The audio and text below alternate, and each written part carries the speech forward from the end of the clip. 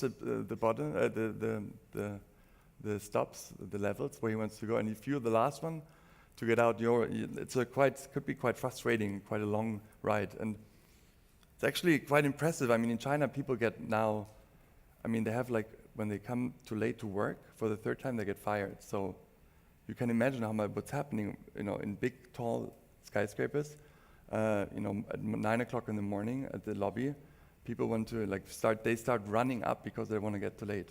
And this is due to, these conditions. So it's a really serious problem as well. And then with Schindler, they are actually the first ones who implemented this idea of a destination control system. So before you get into the cabin, you tell the system where you want to go, and the elevator kind of groups you according to your destination. So everybody gets in.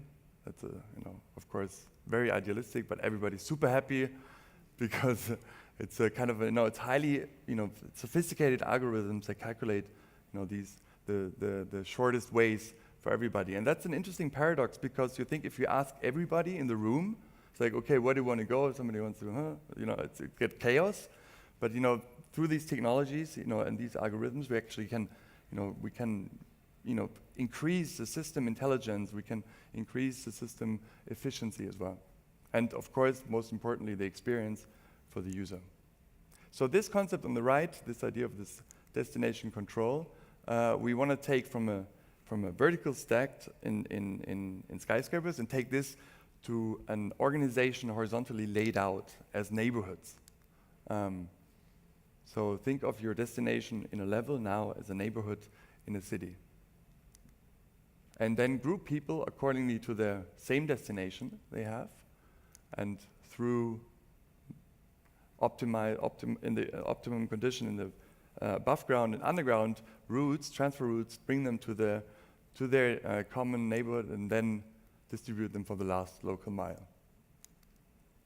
So, as I said, we want to activate also, three-dimensionally the spaces that are there already. And we did this example for Berlin, subway tunnels we have. And if you think about tunnels, I mean, this is like the most expensive infrastructure you could think of. And it's most of the time it's empty. Nothing happens there. People, sometimes there's a subway coming through, but most of the time nothing happens there.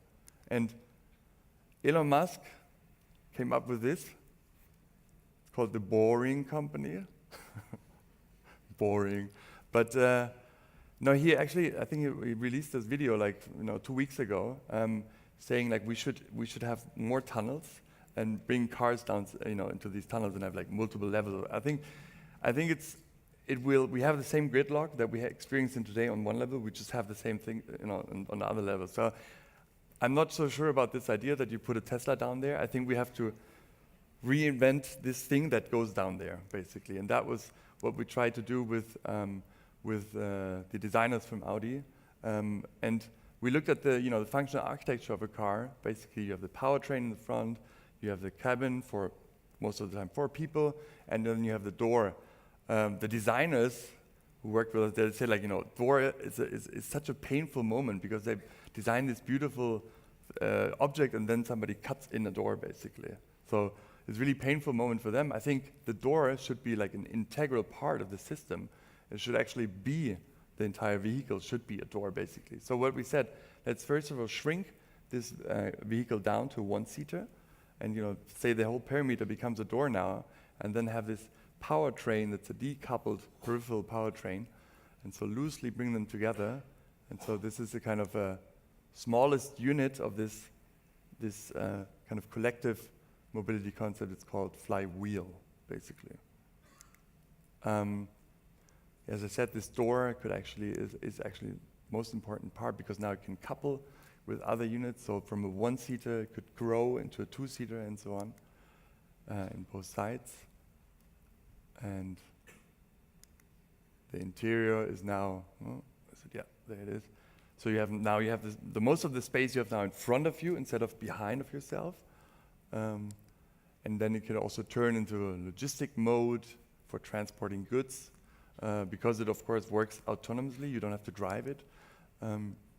And because this is kind of loosely coupled, you actually won't experience going up and down so much anymore. It's like a kind of gravity responsive interior, basically. And this is, as a one-seater, it's basically could become a a personal assistant to an aging society right now. And as a two-seater, we could say it turns into a dating app, maybe Tinder on the go or something. Or as a multiple seater, it could become a guitar concert maybe on the go or something like, or whatever. But we said it should be kind of the iTunes of the mobility sector. So like an open platform for the sharing economy. People could actually come up with different business solutions based on this mobility concept. Has to be designed, of course. The guys from Audi made it look quite beautiful, maybe or not. You have to decide for yourself. And then this would be like just a video now, showing how the experience, how it would go now to take yourself home with this kind of home button, basically. It's now literally available. So you would order this flywheel.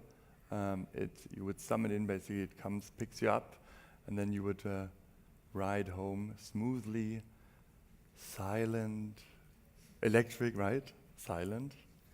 I mean, the noise of the city, imagine, think about how noisy and annoying they can be, and how beautiful it is electric. So then dive into the tunnels. Now we turn into the kind of transfer route mode, and we can actually use the electricity down there to charge on the go, which is there already. So then we couple with other people who apparently have the same destination like us. So because now we share the same destination, it's actually the chance to meet our neighbor on the way home is much higher. Sorry.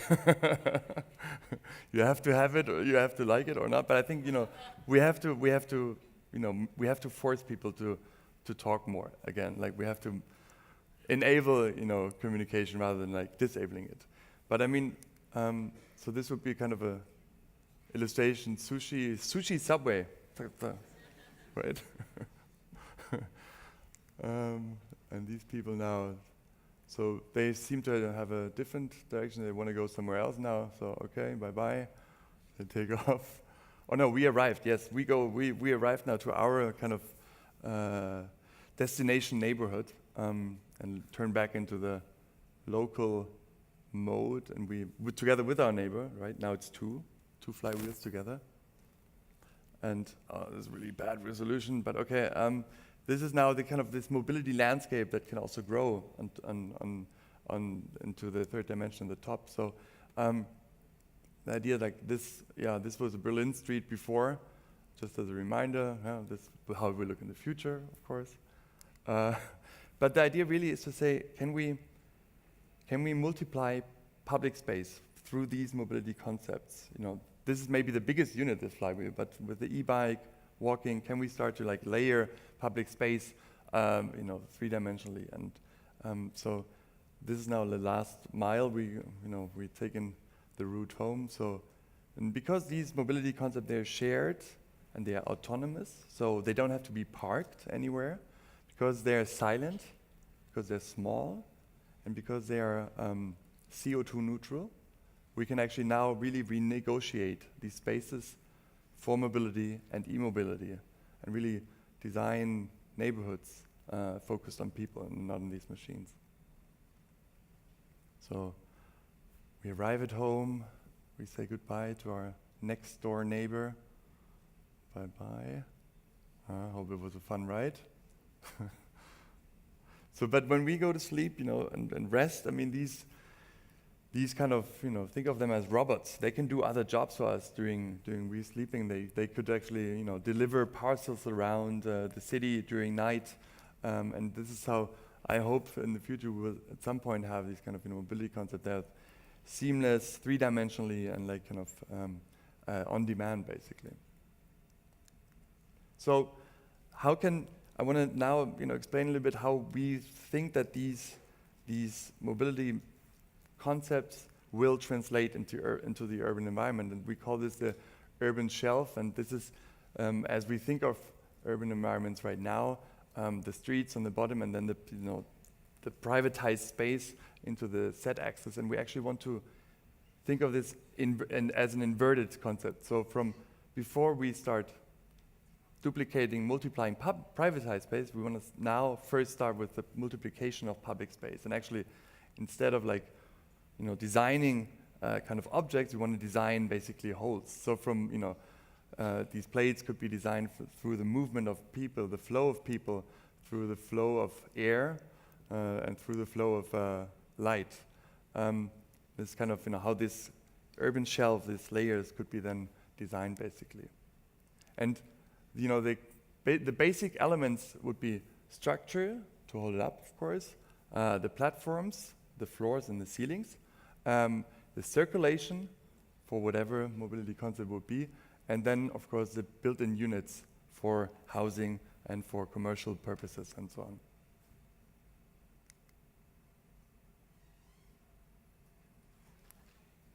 on. Somebody recognizes this? I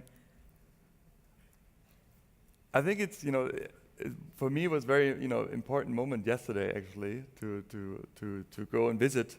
And I think we did this sketch as a little provocation for you guys, because I think, look, don't be mad at us, yeah?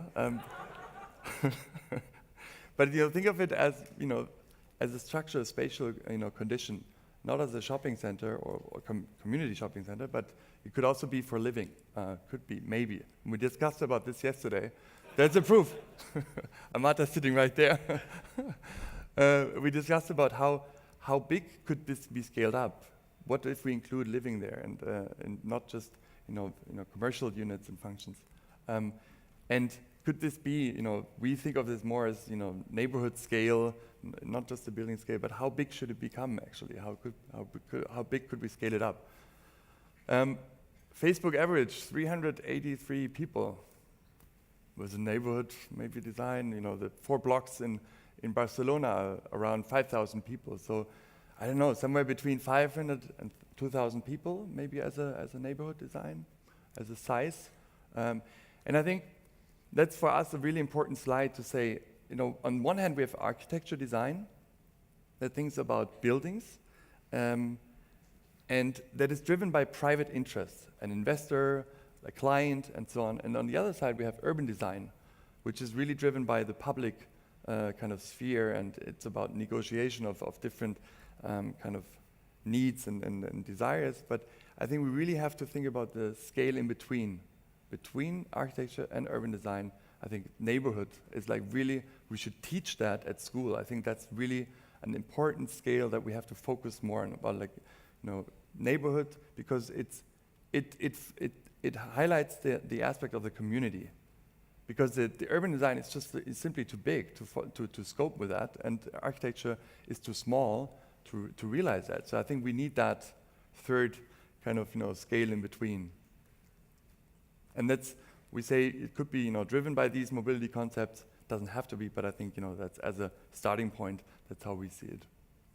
This is one example of this neighborhood, more maybe stacked on top of each other.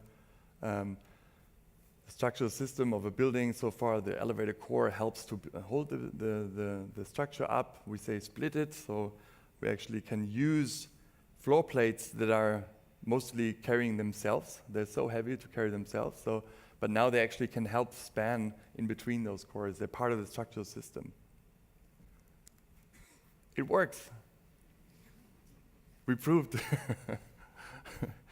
No, but the idea really is minimal footprint of these structures, maximum kind of space on the top, and this is how this kind of neighborhood could be look like. So instead of putting a facade, it's not a tower. This is more like 3-dimensional neighborhoods, little units inside, and you can actually have these local connections. Of course, this is very high, so you would need some kind of elevator, but you have, of course, the local connection in between. And then also this is more like master planning on a floor plan, not designing the floor plan like here's the kitchen, here's the entrance, but to say like this is units that actually can have a zoning we describe, and that can actually, these units can also grow maybe as families grow. These units could grow, not static thinking of flats, but think of rooms that need to be added to. Yeah, this is how it could look like. And then, you know, these streets, yeah, right? Streets, I mean, Hong Kong. There's actually, you know, the last space that's left in Hong Kong is street space. So why do we drive in the sun with cars? Let's put some urban shelf on top of it. This would how it look like. And, you know, again, the idea of a community, public space, people meet, you know, I learned in the Commons that 50% is circulation space. And, you know, why can we scale this up? Like, let's give space to circulation. That's important. Let's make people meet each other. That's the Berlin version, less fancy, a little bit more affordable maybe. But I think that's also important to say, different incomes could be individually kind of located into those structures as well. So it doesn't have to be only, you know, affordable maybe, but also you could have your villa on the roof, like, which is like very kind of fancy. So like really an integrated kind of neighborhood concept. And then have these shared spaces maybe also to open up different parts of the flat to temporarily kind of, you know, share it out with you. When your mobile phone becomes a key to a door, you can actually give temporary access to functions you don't need at home, or like also not just living, but really like, you know, production. Think about 3D printing. Why do we need industrial areas? We can really bring those, you know, production cycles more together and closer together now. And then we did, you know, like if you think about the living unit inside of those structures, that's a very extreme, for one person, mini apartment.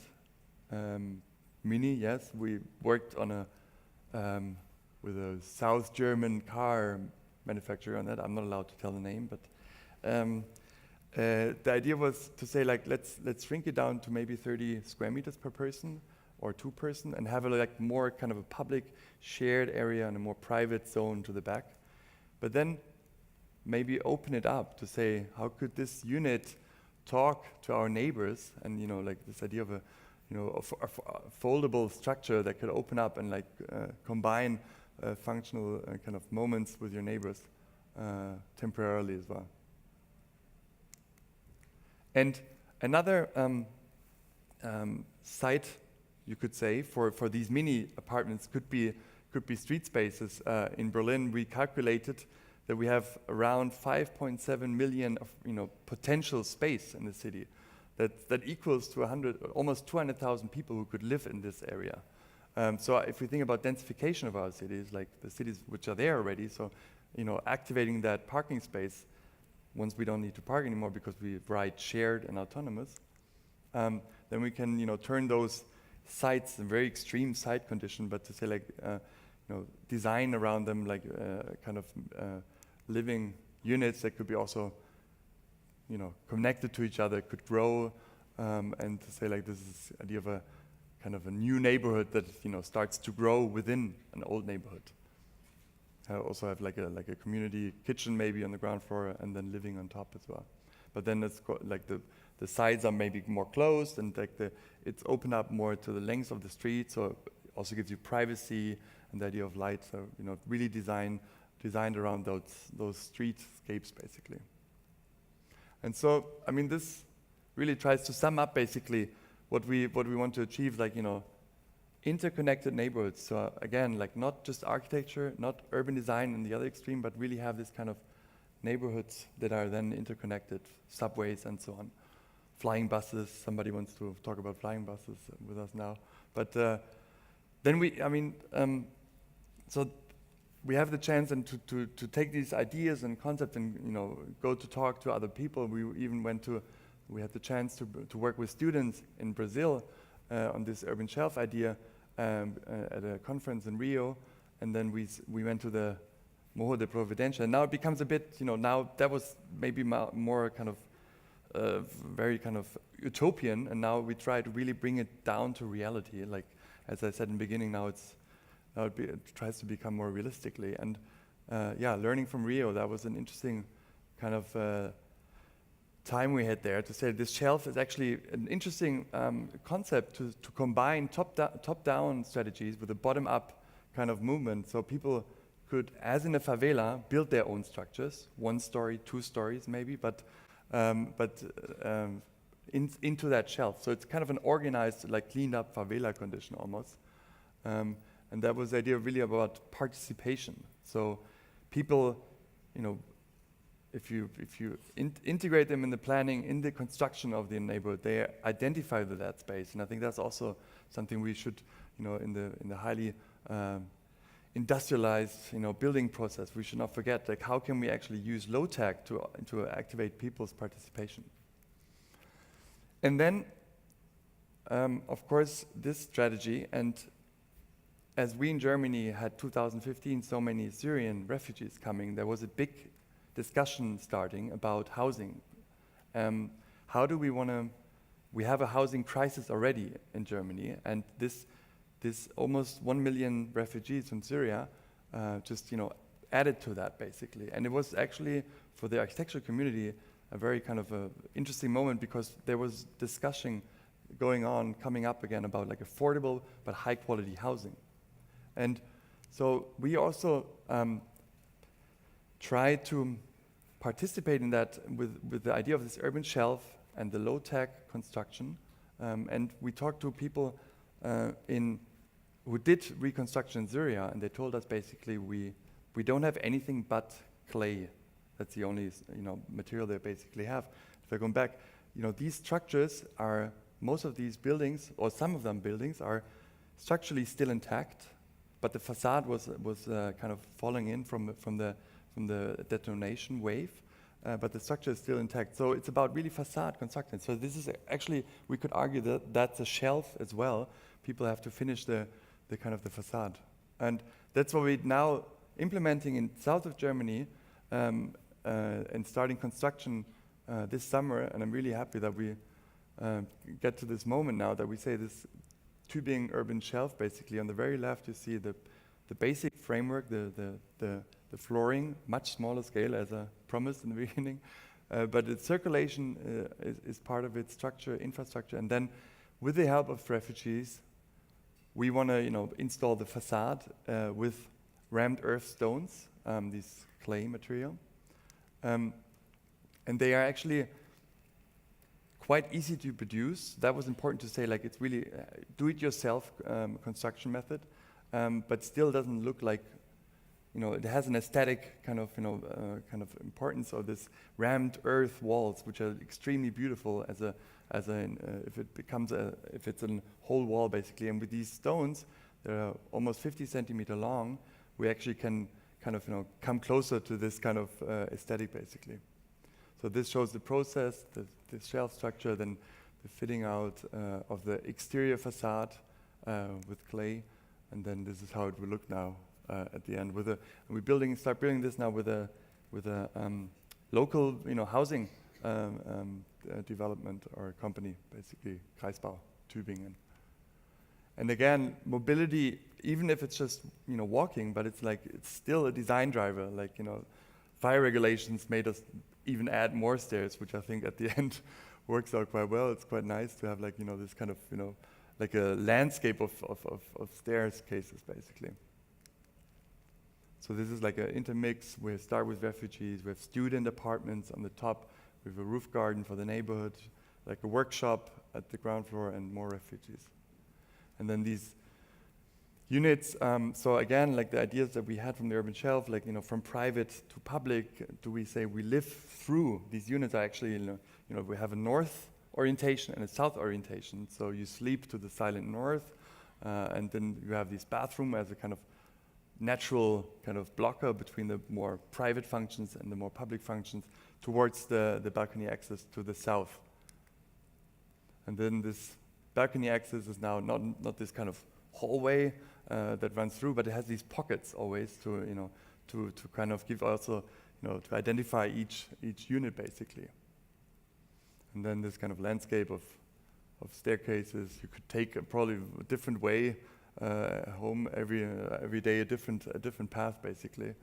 And then of course I think the roofers have to be activated. We need to use them, and we will.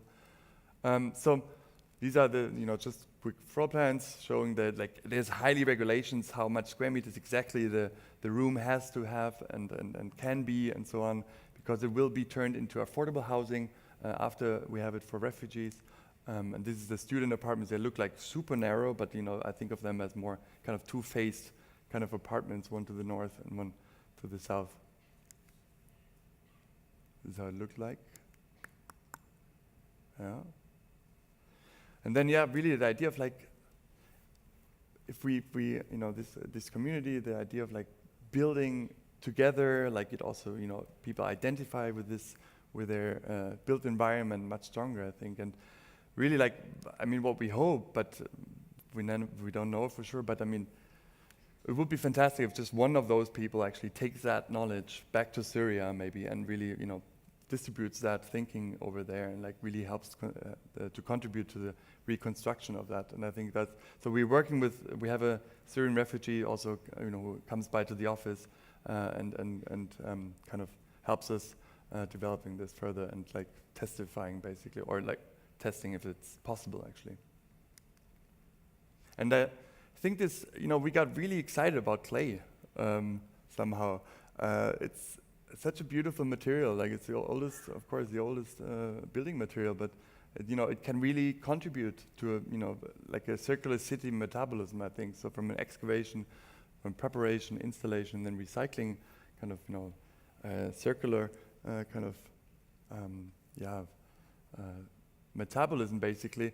I think if we think of a bigger scale, not just a small house in Tübingen, but that's the Berlin shelf version we want to work on now. Like scale this up basically. I think it's it could really contribute to like a sustainable city growth, because we cannot afford to just build with concrete and steel. I think we need different materials, also not just in the kind of dense urban environment. So basically, to sum up, when we were questioned with the Bahn reconsidering dwelling, so for our approach would be to say, first of all, we need human scale mobility that leads to kind of healthy densification, mixed neighborhoods that give identification, and this idea of the urban shelf to say it's open for participation and different materials, and it's maybe adaptable to future needs, changeable. I think that's also something very important.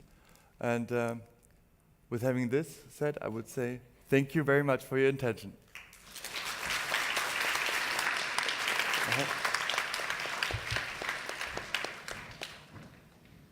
Thank you so much, Max Schwitalla, for such an inspiration talk. Now it's Q&A time. You can either use a small paper and write down the question, or use the microphone in the middle of aisle, or you can ask the microphone from our staff. You even can ask in Thai, and we have translator. And may I also invite Rachapon Chuchoy, the moderator of the sessions, to go up on stage. Thank you.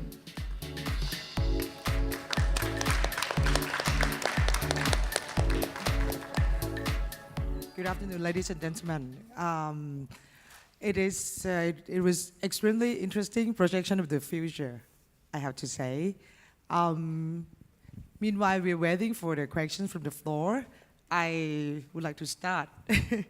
Please. Actually, at the very beginning of your lecture, you mentioned the reference from 60.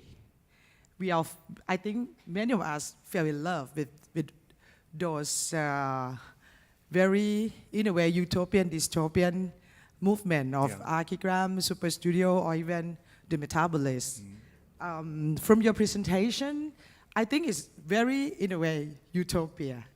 And I love that. This is not a negative comment. Could you actually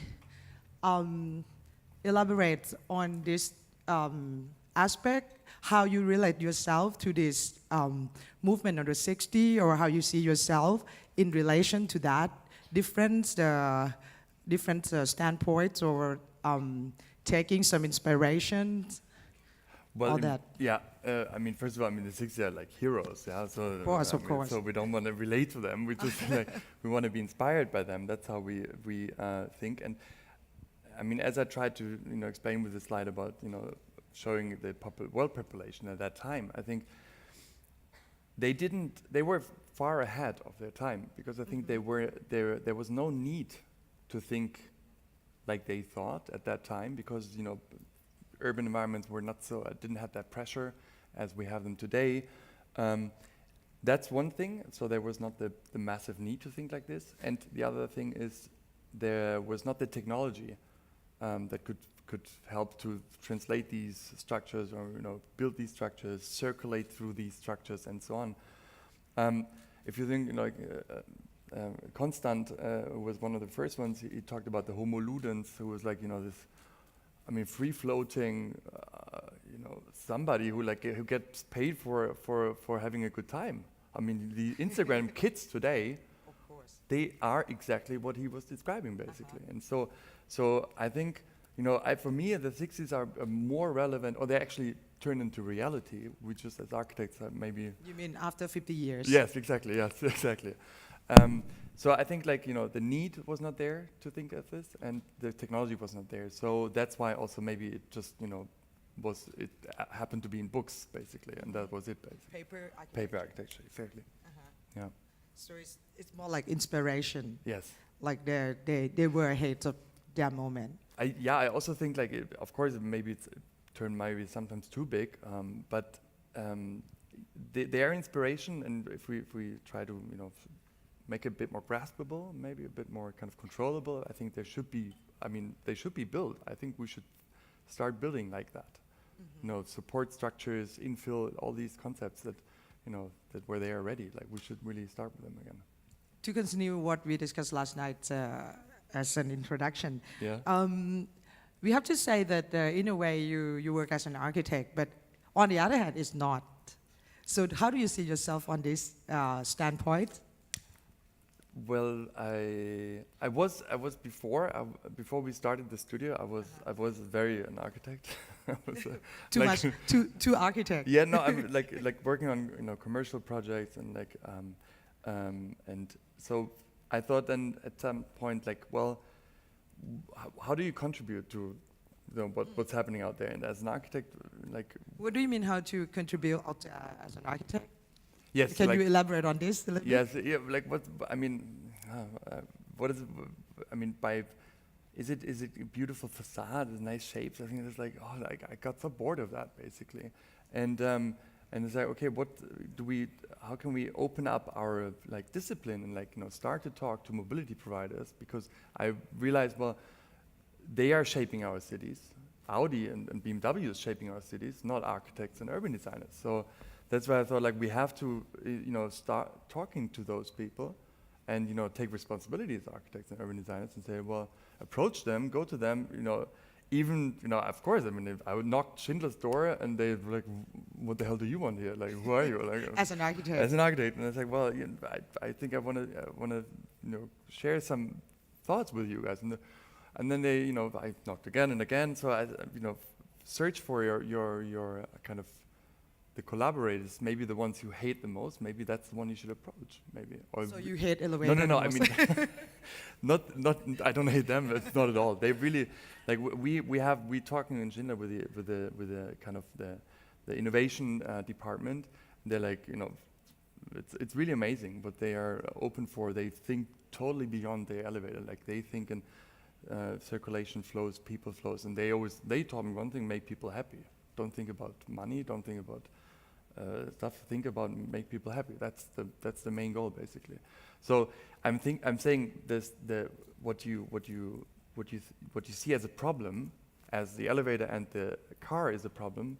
Try to talk to those and say well, how can we turn it into a solution, basically, or how can we start to modify it, or But you still see yourself as an architect in this way? I mean, we have been now, let's say, for 4 years, we're doing conceptual work and research, and if you define an architect who is somebody who builds actually stuff, then I can say, well, if I come back in 1 year, hopefully, then I could tell you then, yes, I can show you a picture of something being built. So I totally want to become back an architect in that sense. The reason I'm asking this question is that because your standpoint is quite interesting, because it's between buildings. You mentioned in the lecture between buildings and urban design, and I would add also technology, because you discussed a lot of how technology would change our city, our living environment, and also the way we live. So it's, I think you touched a lot of very important issues that sometimes as an architect we take it for granted, that we have to bring cars in, we have to have elevators to go up. So that's why I'm asking, how do you see yourself? Okay, for example, with the Tübingen project, the last one for the refugees, well, Schindler, we thought, okay, should we put in an elevator? And it's like, please don't. I mean, it's 4 levels. 4 levels, no need. No need, first of all. But also then, we also have to have a car park because of the regulations. They say, well, you have so many flats, that means you need to have so and so many car parks. And we said, okay, but at least, don't design a car park just for cars. Think of, the floor can be, tiles, not a concrete slab that is never changeable. So let's have it minimal height for cars right now, but have the floor being changeable, and like you can dig it out again and turn it into living maybe later if we don't need the cars anymore. So you can change the car park basically. You cut the walls in, and the iron is like the reinforcement is put like this, so you can actually cut the sides. So we as architects we can contribute to this and say, well, the technology of the future will change our square meters, our built environment, and we have to take it into our planning already today, I think. Yeah. มีคำถามจาก floor ไหมคะ Is there any question from the floor or questions written in the paper? Yes. So, one of I think the most influential architects would be, say, Lebbeus Woods, right? Who I would consider very much an architect, but built very, very little. So I think, most of the work that you showed, I think, is a contribution even if nothing ever gets built, right? So I think, even if maybe one person in here steals one of your ideas about urbanism, like that's a huge contribution. So I think, it's a misnomer, I think, or, maybe a chip on our shoulders as architects that we have to build something in order to feel like we contribute. Yeah. And if you've got an environment or a context in which you can receive funding to do this research, that's an amazing contribution, an amazing place. I mean, I think that's. At the beginning there was like, friends of mine, like architects, like, so what are you doing now? Is this art? What should this be? Like, didn't. Okay. Well, I think let's don't take ourselves so serious. Like, and then you do some fun stuff in between, but just and that's why I think, of course, you say like, talk to people, show the images, start the conversation, talk to I think students. Students is the most important to talk to because I'm old already. I'm 37. I'm gonna. Maybe 1, 2, 3 more projects, but then I'm be dead. The students today, they should, well, if we have that pace, we should speed up. No, but the students today, they're shaping our, we need to talk to them. That's why, pointing out this idea of the neighborhood. Please, look at the neighborhood community design. I think that's important. And then, the funding, that's also an important maybe question. Like, how do you finance stuff like this? Do you look for clients? Do you take in competition? We did one competition since 4 years now, and I don't look for your kind of case that you have within yourself. I think it should not come from outside. It should be something you have, like something that's bothering you, something that's interesting you, something you get really excited about, and say like, okay, so who do I need to approach to attack this issue? And I think this is something we as architects should become more proactively, and maybe that's the idea of the 60s again, where they really kind of be more kind of socially proactive, and like as art was shaping our society, and I think all this is long gone now. But we as architects really should maybe look for kind of hands-on kind of collaborators that are supporting our case maybe. Yeah, because I think the collaborators have made those projects, of course, much more relevant than if it was just a bunch of us architects sitting in a room imagining what life should be like. Exactly. So the minute you bring in these collaborators, you bring in Otis, you bring in Audi, like all of the project just becomes infinitely better. You know, for example, Schindler also, they take this stuff and they do dome movies. You fly through that, these places. It's crazy. I mean, like, it's really immersive. Like, we did this show in Hong Kong and so on. So you get access to like a whole different audience, of course, through these people, and this is amazing. Sometimes also it takes forever. I mean, the Audi thing, like, it was 2014, like it's 3 years old. But I was in the US 2 weeks ago and like talking to Volkswagen, and let's see, maybe, if we find the right, environment, we start to do like a little prototype of that flywheel. And so, let's be not as architects, well, this is my kind of, my discipline, don't, it's like, talk to people, maybe start design a car, or like, why not? But let's make our hands dirty, basically, right? Yeah.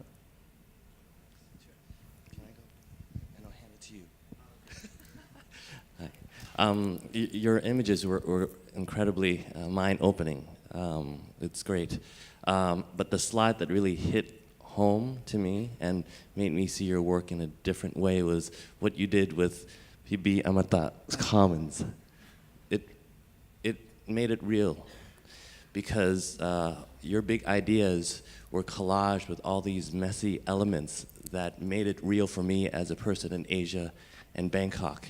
So I think there's, even though I love the original building, it's one of my favorite buildings, Lakpibina.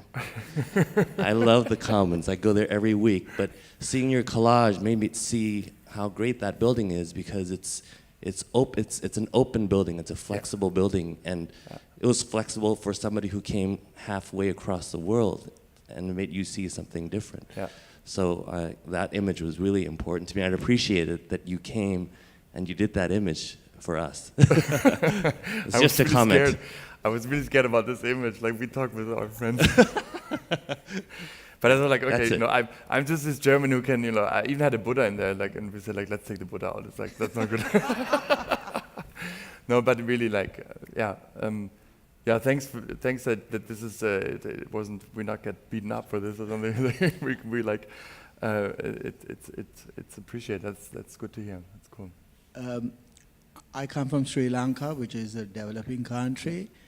And we have I think your presentation about the future is very, very good, and I have no problem with that. But one of the things we find is that when a villager does his house with mud, it's very cheap. But when you try to do the same thing in an urban city, it is 10 times the price of a normal building, because you have to bring the mud to the city, then cast it in the city, and do that. So though those may be romantic ideas, it may be cheaper to build in normal terms than to use what a villager uses into the city. Do you have any comment on that? I mean, the fact that it's not, or it's cheaper, or it's more expensive to build in the city, I realize it's first of all more expensive in the Europe context. Labor is so expensive, that's the main issue. So looking at it from this perspective, I think that yes, the first installation cost might be a bit higher, but they're actually representing the real cost, including CO2 kind of emissions later on, long-term recycling costs and so on. So maybe at the beginning it's a bit higher, but I think looking at a long term, basically, I think it pays off, hopefully. But I think most important is there's these studies that we just cannot keep on going building in steel, glass, and concrete the way we do it. We can't just, the resources are not there anymore. We need to have, also for the urban environment. And we did even like one collage, it's like the first clay tower in New York. I mean, why not? Why? We have to, in Tübingen, it's even though it's at the edge of the city, we hope to actually use the excavation as well, partly for the clay. It's not given yet, but we hope to produce the mud or the stones partly on site, not everything outside, but on site as well. And yeah, I mean the transportation cost, like the lower or the less the distance is, of course, the cheaper it is. So, but I mean clay is something that's everywhere around the world and mostly for free. And this gives me hope that this could also work in urban environments. Yeah. Is there any other questions from the floor? Actually, my screen is already red. It means that we are kind of 1 time's minute. up. Yeah, we are already over time. But if there is any question, we can stand for one more question. Okay. Just my question, because you emphasize a lot this representation, the image. Yeah. As an architect, I believe you think that it's very crucial, because you talk about that particular Photoshop image that you spent like 2 months, Yeah. right? Like to doing that. Yeah. So, and especially you mentioned many times that it is still a kind of research project, and it could be like it's projecting in the future. Can you elaborate on this issue of representation that you give a lot of energies Yeah. into it? So all of these images are, we produced in-house. So normally you design a building, you go to the render company, you say like, give me 4 images, bring me back. So we producing all of them images in-house. Sergey is a traditional paper architect, he calls himself. He's coming from the Ukraine. He was doing all these images basically. He's a Photoshop artist, right? I mean, that's incredible what he's doing. And yeah, and he's been our first collaborator actually. He's the very first person who worked with me on these stuff. And I mean, images are, yeah, as I said, architecture takes forever. It's so expensive. Let's start to kind of the discussion through images. And of course, also what's interesting about images, like you can misinterpret them, and people see different things in them, and that leads to misunderstandings that might come to a different solution or something. So Even better. even better, exactly. Yeah. So I think we should they're a great tool. I mean, we as architects, we spatializing economic, social problems, and because we as humans are spatial, we can relate to them, and we can explain these kind of abstract problems sometimes in a very kind of spatial way, and I think that makes them so we can relate to them so easily. So that's how you see the importance of images. Yes. Okay, so I think if there's no more question, I would like to conclude the session of Max Schwitalla here, and thank you very much for your wonderful talk and projection to our future. Thank you so much. Thank you very much. Thank you very much, Mr. Schwitalla and Ajahn Ratchaporn. Now I'd like to ask Ratchaporn to give the token of appreciations to our speakers.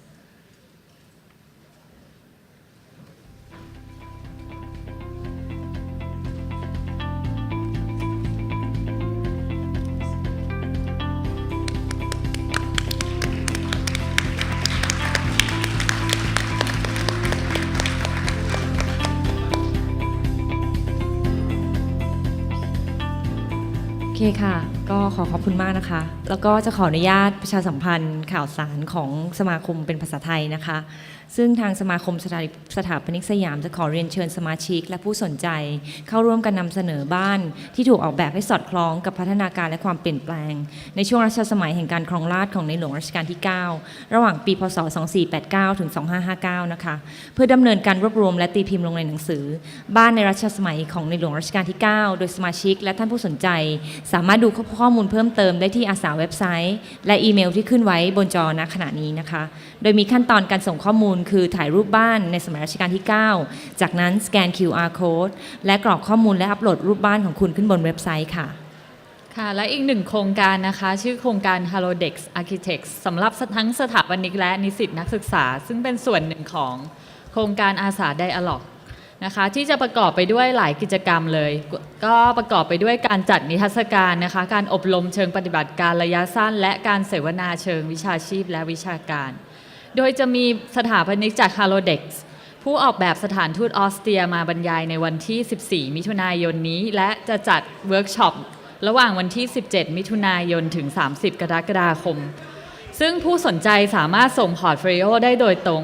ที่ vienna@halodex.architects.com ที่ขึ้นอยู่บนหน้าจอนะคะหรือจะขอดูรายละเอียดเพิ่มเติมได้ที่อาสาเว็บไซต์ค่ะสำหรับท่านผู้ที่ทำการลงทะเบียนในออนไลน์แล้วช่วยกรุณาแสดง QR code ในเซสชันต่อไปที่เจ้าหน้าที่ด้วยนะคะ